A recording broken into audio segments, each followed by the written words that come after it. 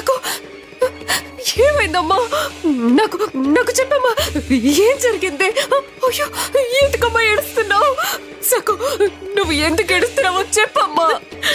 సకు, నా బంగారు తల్లి సకు, నాకు చెప్పమ్మా, ఏం జరిగిందమ్మా నీకు?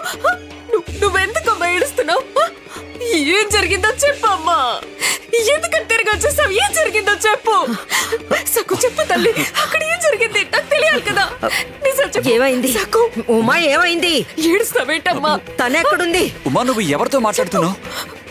సకు, ఇంతలో ఏమైపోయింది?